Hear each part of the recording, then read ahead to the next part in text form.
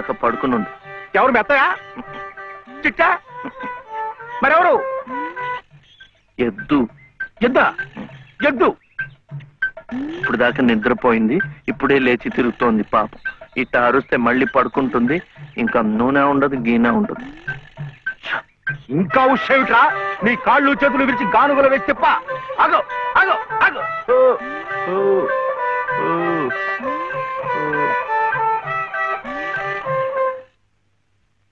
చెప్పానుగా పడుకుంటుందని. ఇప్పుడు కాడి మెడ మీద వేసుకుని నువ్వే తిరుగు.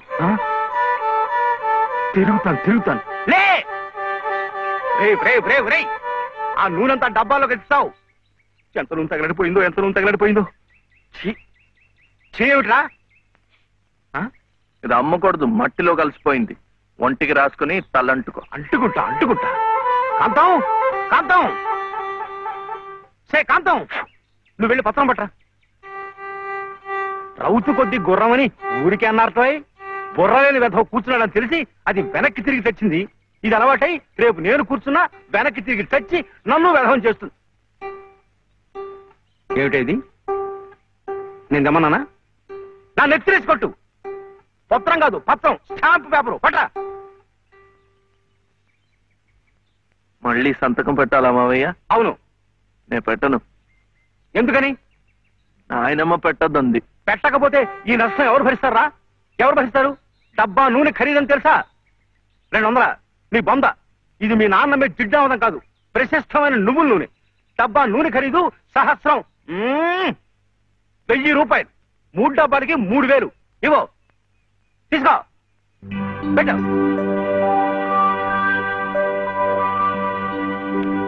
ఇది పెట్టిందే, ఇది పెట్టిందే, ఇది కూడా పెట్టింది. ఇది పెట్టు. ఏమిటా అది? మళ్ళీ సంతకం పెడుతున్నావా? మావయ్యకు చాలా నష్టం వచ్చిందట, 3 సహస్రాలు. ఎవరు చెప్పారు? ఏమయ్యా రే, లే, మళ్ళీ ఇలాంటి సంతకాలు పెట్టావంటే ఒళ్ళంతా బాధ పెడతా, జాగ్రత్త. నష్టం వచ్చిందట, నష్టం. ఇంతవరకు ఆయన గారు పెట్టించుకున్న సంతకాలు చాలు. నువ్వు జన్మంతా తప్పులు చేసినా ఆయనకేం నష్టం రాదు. వెళ్ళి స్నానం చేసినప్పుడు. ఏమిటండి మీరు కూడాను? ఎంత నష్టాన్ని భరించమంటారు? నిండా ముంచేస్తుంటాను. నిక్షేపం లాంటి నువ్వులోనే పిల్ల కాలంలో ఎలా ప్రవేశిస్తుంది చూడండి. పద్దు పద్దు నువ్వు కాదయ్యా రాయాల్సింది. నీ పాపాల పద్దు నేను రాయాలి. నా ఇల్లంతా హక్కు భక్తం చేసుకున్నందుకు రాయాలి. వాడి పొలం చేస్తున్నానన్న పేరుతో ఎక్కడికక్కడ పందికొక్కులా మెక్కుతున్నందుకు రాయాలి. నా బిడ్డ పోయిన 3 నెలలకే మళ్ళీ పెళ్లి చేసుకుని మమ్మల్ని ఇలా హింస పెడుతున్నావని రాయాలి. అనంత గారు అనండి. ఇంతకాలం మీ ఇంటి కుక్క కాపలా కాస్తున్నందుకు మీరు అనాల్సిందే, నేర్పడాల్సిందే. ఊరికి ఎందుకంటారయ్యా? పాపాలు చేస్తుంటే అంటారు.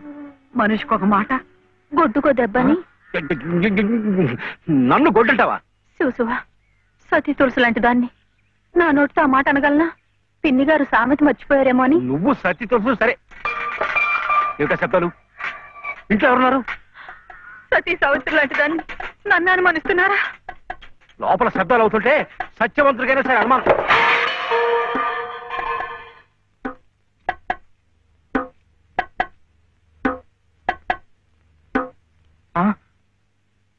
చూడు నాన్న, నీకు దిష్టి తగులుతుందని చాటుగా పలహారం పెడితే సీతమ్మ లాంటి దాన్ని నన్నే అనుమానిస్తున్నారు. రామచంద్రుడి గారికి అనుమానించానే, ఏం తప్ప? నువ్వు రామచంద్రుడు కాదయ్యా, రావణాచంద్రుడు. ఆ విషయం తెలియకే బంగారం లాంటి నా కూతురు గొంతు కోసేసినాను. అవకాశం దొరికింది కదా అని నా ఇంట్లో తిష్ట వేసి మేసేస్తూ మీరే నా గొంతు కోశారు. సిగ్గు లేకపోతే సరి.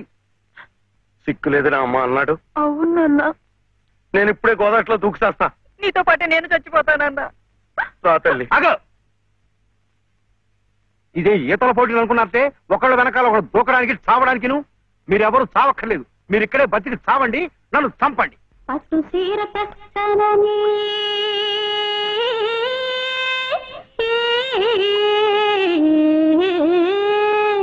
పట్టు సీర తెస్తానని పడవేసికెళ్ళిందు మావా.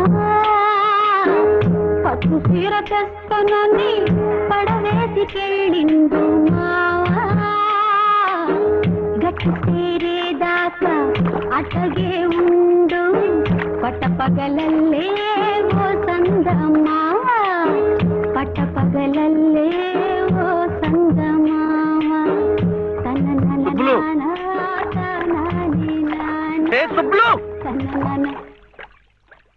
ఏం శివయ్యా? అదేమిటి పట్టపగల్లో చందమామ గురించి పాడుతున్నావు? అడుగు వచ్చాడుగా. ఎక్కడా? ఏడి? నువ్వే. ఏ కాదా? గుండ్రటి మొహం, చక్రాల్లాంటి కళ్ళు, ఎన్నెలల్లే నవ్వు.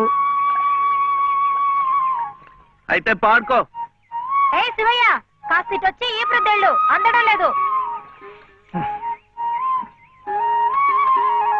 వీపు అందకుండా ఎందుకు పెట్టుకున్నావు?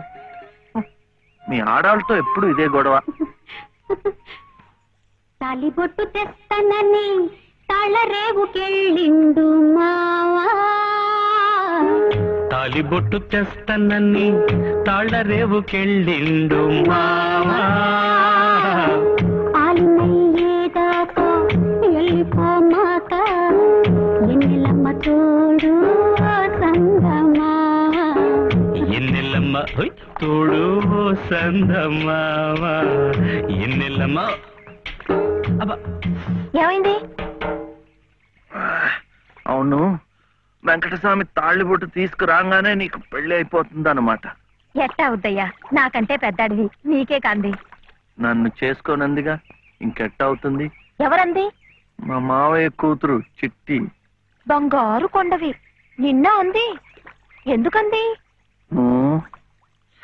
మా నాయనమేమో శివయ్యనే నీ మొగుడు చిట్టి అంది.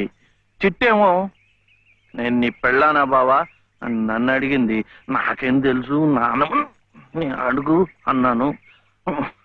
అన్నిటికీ నానమ్మ అనేవాడికి పెళ్ళందుకు పెళ్ళందుకు అని చెప్పి నా తల మీద మొట్టకాయ వేసి వెళ్ళి పోసి పిచ్చి మొద్దా, మంచి పని చేసిందిలే. ఇదిగో ఓ మంచి లగ్గం చూసాయి, మన ఇద్దరం మనవాడేద్దాం. ఏంటి శివయ్య, వింటున్నావా? లేదు, బొందు కంటుకుంటున్నావు.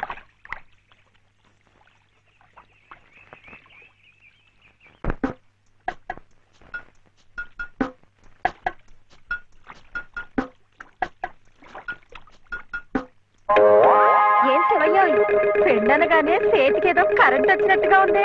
అంటే కర్మ, మను అయితే మన ప్రేమ పట్టపగ్గాలు ఉండవు. ఊరి సచ్చినోడా నువ్వా?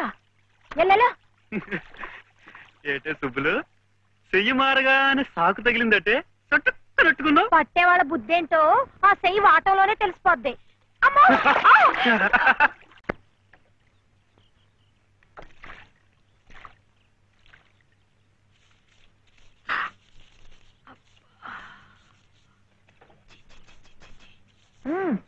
పొద్దున్న ఏ మొహం పడితే ఆ మొహం చూడకు.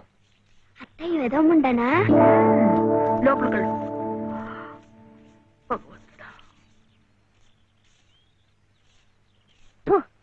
పొద్దున్నే నీకెందుకులే మా పళ్ళు, అవి అక్కడ పడేసి లోపలికి వెళ్ళు. పర్వాలేదులే వదినా, ఇందులో తప్పే ఉంది.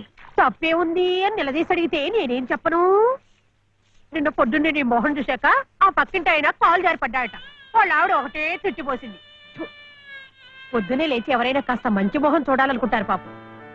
ఏమే నీళ్ళు, నువ్వు వెళ్ళి కాస్త కాఫీ పని చూడమ్మా. వెళ్ళు.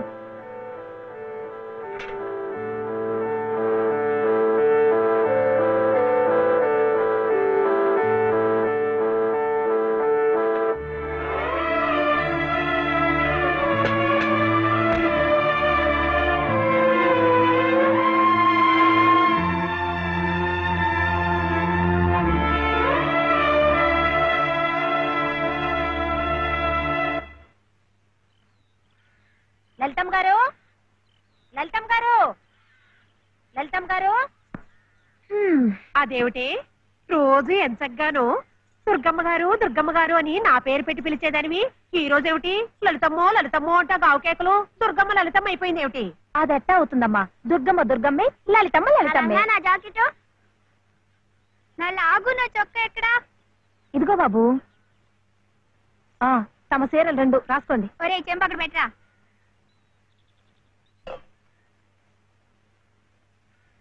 రా బాబు, ఇదిగో మీ అమ్మగారివి 6 చీరలు. జాకెట్లు ఇదిగో ఉన్నాయి.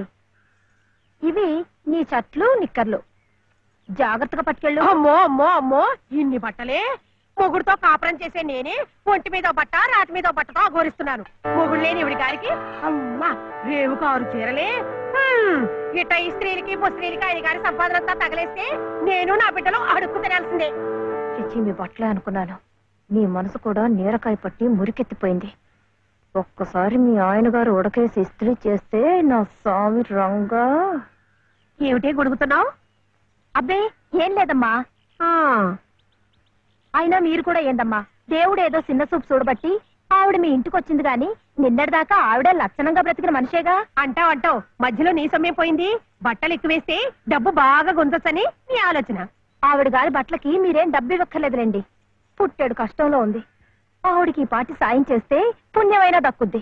ఆహా, అంత పుణ్యం కావాలంటే నీ కొంపకి తీసుకెళ్లి నెత్తిన పెట్టుకు పూజించు ఈ సంతని. ఆవిడ రావాలే గాని ఆ మాత్రం అన్నం పెట్టలేకపో. మా కొంపలు ఇరుక్కు కావచ్చు కానీ మా మనసులు ఇరుక్కావు. మనసులు గుండెలు కోసి పెడితే సంతోషపడే ఘటాలు కావు. ముప్పుద్దులా మేపినా మనుషుల్ని పీక్కు తినే రకాలివి. అమ్మా అమ్మ అన్నం పెట్టవా? వచ్చి భుంచొద్దు గాని పద, బడికి టైం అవుతుంది. ఏమ్మా పిల్లాడికి అన్నం పెట్టకుండానే స్కూలుకు పంపుతున్నావు? మాటంటేనే మూతి విరుపులైతే చాలా కష్టం.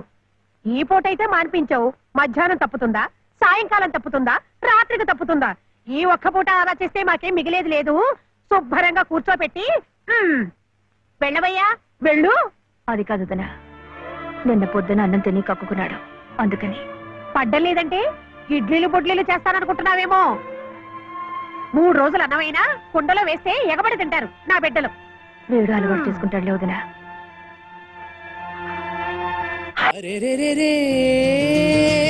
ఎన్నని సిరులెన్నని నిధులెన్నని మరి చూడాలిక.